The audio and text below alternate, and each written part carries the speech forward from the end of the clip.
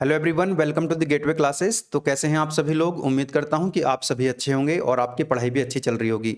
AKTU की तरफ से एग्जामिनेशन के रिगार्डिंग एक सर्कुलर आया हुआ है और ये सर्कुलर उन स्टूडेंट्स के लिए है कि जिन स्टूडेंट्स ने एकेटीयू में किसी कोर्स में एडमिशन लिया था और उनके कोर्स का ड्यूरेशन कंप्लीट हो चुका है। फॉर एग्जाम्पल अगर हम बीटेक कोर्स की बात करें तो एकेटीयू में बीटेक कोर्स में जिन्होंने एडमिशन लिया था और उनके 4 साल 4 इयर्स उनके कंप्लीट हो चुके हैं बीटेक के, लेकिन बैक के कारण या कैरी ओवर पेपर के कारण उनको डिग्री नहीं मिल पा रही है।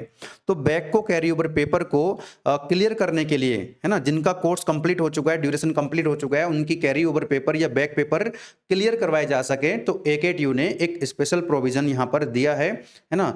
तो क्या है प्रोविजन कि कंप्यूटर बेस्ड उनका जो एमसीक्यू मोड में एग्जाम कंडक्ट कराए जाएंगे, ठीक है।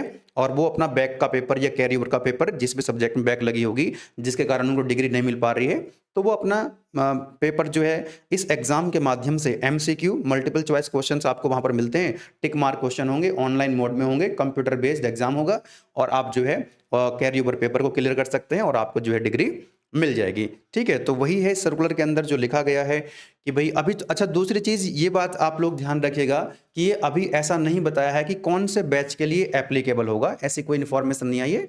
आप जो है जैसी कोई इन्फॉर्मेशन आएगी इसके रिगार्डिंग वो मैं आपको इन्फॉर्म करूंगा। अभी क्या हो सकता है कि आपके मन में डाउट आ सकता है, जो स्टूडेंट्स अभी बीटेक फर्स्ट जिनका कोर्स चल रहा है, अभी तो जो बात हो रही है बेटा उन स्टूडेंट्स के लिए हो रही है जो लोग जिनका जो कोर्स का ड्यूरेशन है वो कंप्लीट हो चुका है, ठीक है। लेकिन अब आपके मन में ये आ सकता है BTech first year second year third year के जो स्टूडेंट्स होंगे, है ना, जिनकी बैक लगी होगी, कि क्या हम लोग भी एमसीक्यू बेस्ड एग्जाम दे सकते हैं। तो बेटा अभी ऐसा सर्कुलर आया नहीं है, जैसे ही आएगा मैं आपको इन्फॉर्म करूंगा। अगर ऐसा कुछ आ जाता है तो ऑब्वियसली मान लीजिए जिन जो भी सेकंड ईयर थर्ड ईयर के स्टूडेंट्स हैं या फाइनल ईयर के स्टूडेंट्स हैं उनके लिए भी अगर ये एप्लीकेबल हो जाता है, एमसीक्यू बेस्ड एग्जाम हो जाता है, ऑनलाइन कंप्यूटर बेस्ड एग्जाम देने का अगर आपको मौका मिलेगा, तो ये बात तो ठीक है कि बैक निकालना आसान हो जाएगा, लेकिन एजुकेशन की जो क्वालिटी है जैसी अब है उससे भी और ज़्यादा खराब हो जाएगी, है ना।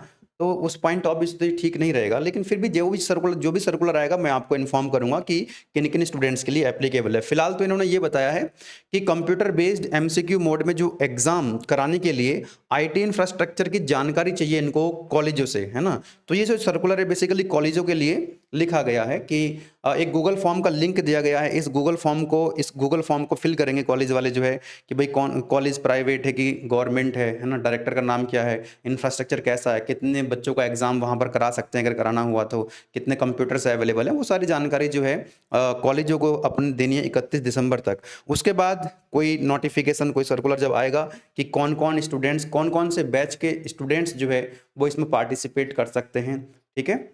हाँ, एक चीज़ ज़रूर रहेगी इसमें कि अगर ऐसा हुआ, तो ये जो सबसे बड़ी दिक्कत एकेटीयू में चल रही है कि टाइम से रिज़ल्ट नहीं आ पाता है ना? रेगुलर जो स्टूडेंट्स हैं, उनका रिज़ल्ट भी टाइम से नहीं आता है, कैरी ओवर का रिज़ल्ट भी टाइम से नहीं आता है, फिर उसके बाद चैलेंज इवैल्यूएशन का रिज़ल्ट भी टाइम से नहीं आता है।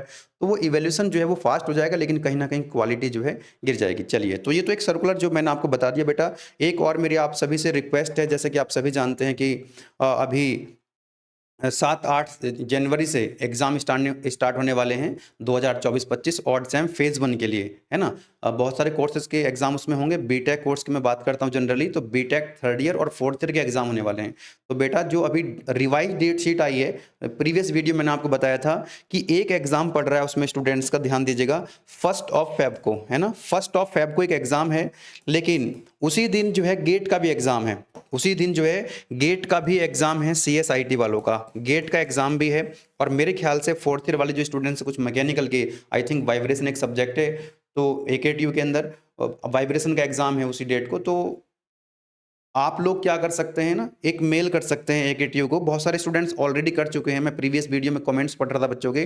तो जिन स्टूडेंट्स का एग्ज़ाम है बेटा गेट का 1 को, और एकेटीयू का एग्जाम भी है थर्ड ईयर का 1 को, तो आप एकेटीयू को मेल कर दीजिएगा कि सर मैम जो भी आप उसमें एक मेल में लिखना चाहें कि हमारा एग्जाम है 1 को गेट का, है ना। उसमें आप अपना स्क्रीनशॉट भी लगा सकते हैं, आईआईटी रुड़की का वहाँ से स्क्रीनशॉट आप वहाँ पर मेल के साथ अटैच कर सकते हैं एज ए प्रूफ।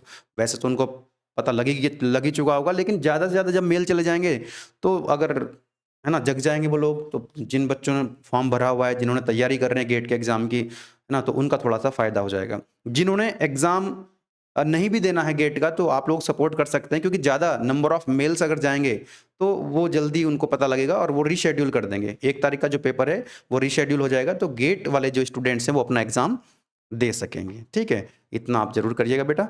चलिए फिर किसी नेक्स्ट इन्फॉर्मेशन में हम आपके साथ मिलेंगे। Wish you very all the best आपके एग्ज़ाम के लिए। Thank you.